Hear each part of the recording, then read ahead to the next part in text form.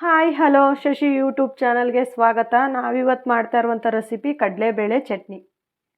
ಕಡಲೆಬೇಳೆ ಚಟ್ನಿ ಮಾಡಲು ಬೇಕಾಗಿರುವ ಸಾಮಗ್ರಿಗಳು: ಸ್ವಲ್ಪ ಕೊತ್ತಂಬರಿ ಸೊಪ್ಪು ತಗೊಂಡಿದ್ದೀನಿ, ಒಂದು ಬೆಳ್ಳುಳ್ಳಿನ ಬಿಡಿಸಿ ಇಟ್ಕೊಂಡಿದ್ದೀನಿ, 1 ಟೀ ಸ್ಪೂನಷ್ಟು ಮೆಣಸು ತಗೊಂಡಿದ್ದೀನಿ, ಒಂದು ಸ್ವಲ್ಪ ಶುಂಠಿ, ಒಂದು ಸ್ವಲ್ಪ ಹುಣಸೆಹಣ್ಣು, 4ರಿಂದ 5 ಒಣಮೆಣ್ಸಿನ್ಕಾಯಿ ತಗೊಂಡಿದ್ದೀನಿ, ರುಚಿಗೆ ತಕ್ಕಷ್ಟು ಉಪ್ಪು, 2-3 ಟೀ ಸ್ಪೂನಷ್ಟು ತೆಂಗಿನ ತುರಿ, ಕಡಲೆಬೇಳೆ 10 ಸ್ಪೂನಷ್ಟು ಕಡಲೆಬೇಳೆ ತೊಗೊಂಡಿದ್ದೀನಿ, 3ರಿಂದ 4 ಸ್ಪೂನಷ್ಟು ಎಣ್ಣೆ ಹಾಕ್ಕೋತಾ ಇದ್ದೀನಿ. ಒಂದು ತವದೊಳಗಡೆ ಎಣ್ಣೆ ಸ್ವಲ್ಪ ಕಾಯಬೇಕು.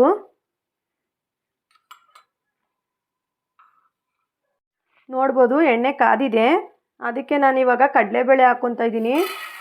ಕಡಲೆಬೇಳೆನ ನಾವು ಸಿಮ್ಮಲ್ಲಿ ಇಟ್ಕೊಂಡು ಫ್ರೈ ಮಾಡ್ಕೋಬೇಕು. ಇಲ್ಲಿ ಸೀಸ್ಬಾರ್ದು, ಕಡಲೆಬೇಳೆನ ಸ್ವಲ್ಪ ಎಣ್ಣೆಲಿ ಫ್ರೈ ಮಾಡ್ಕೋಬೇಕು.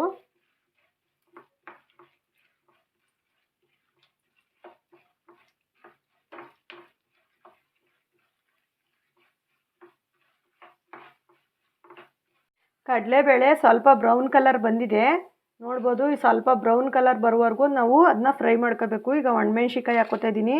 ಒಣಮೆಣ್ಸಿಕಾಯಿನೂ ಸ್ವಲ್ಪ ಫ್ರೈ ಮಾಡ್ಕೋಬೇಕು ಎಣ್ಣೆಲಿ.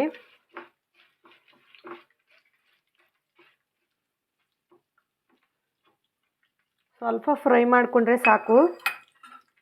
ಇದನ್ನ ನಾನು ಇವಾಗ ಸ್ಟವ್ ಆಫ್ ಮಾಡ್ಕೊತಾ ಇದ್ದೀನಿ. ಫ್ರೈ ಆಗಿದೆ ಒಣಮೆಣ್ಸಿನ್ಕಾಯಿ. ನಾನಿವಾಗ ಸ್ವಲ್ಪ ತೆಂಗಿನ ತುರಿ ಹಾಕ್ಕೊತಾ ಇದ್ದೀನಿ ಮಿಕ್ಸಿ ಜಾರ್ಗೆ. ಬೆಳ್ಳುಳ್ಳಿ, ಸ್ವಲ್ಪ ಕೊತ್ತಂಬರಿ ಸೊಪ್ಪು,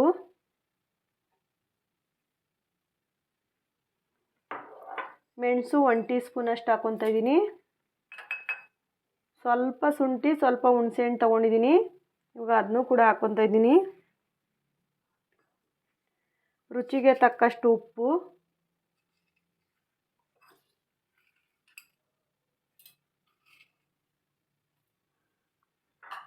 ಇವಾಗ ನಾನು ಹುರಿದಿರುವಂಥ ಫ್ರೈ ಮಾಡ್ಕೊಂಡಿರುವಂಥ ಕಡಲೆಬೇಳೆ ಮೆಣಸಿನ್ಕಾಯಿನೂ ಹಾಕ್ಕೊತಾ ಇದ್ದೀನಿ.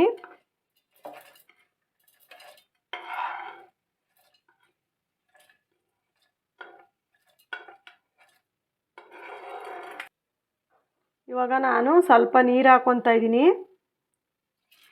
ಸ್ವಲ್ಪ ನೀರು ಹಾಕ್ಕೊಂಡು ನುಣ್ಣಗೆ ರುಬ್ಕೋಬೇಕಿದ್ನ. ಕಡಲೆಬೇಳೆ ಚಟ್ನಿ ರೆಡಿಯಾಗಿದೆ, ನೋಡ್ಬೋದು. ಈ ಥರ ನುಣ್ಣಗೆ ರುಬ್ಕೋಬೇಕು. ಇವಾಗ ರೆಡಿಯಾಗಿದೆ. ನೀವು ಬೇಕು ಅಂದರೆ ಒಗ್ಗರಣೆ ಕೂಡ ಮಾಡ್ಕೋಬೋದು. ನಾನಿಲ್ಲಿ ಒಗ್ಗರಣೆ ಮಾಡ್ತಾ ಇಲ್ಲ. ಕಡಲೆಬೇಳೆ ಚಟ್ನಿ ರೆಡಿಯಾಗಿದೆ. ಹೀಗೆ ಬೇರೆ ಬೇರೆ ರೆಸಿಪಿಗಳಿಗಾಗಿ ನನ್ನ ಚಾನಲ್ನ ಸಬ್ಸ್ಕ್ರೈಬ್ ಮಾಡಿ, ನಿಮ್ಮ ಫ್ರೆಂಡ್ಸ್ಗೆ ಶೇರ್ ಮಾಡಿ, ಲೈಕ್ ಮಾಡಿ.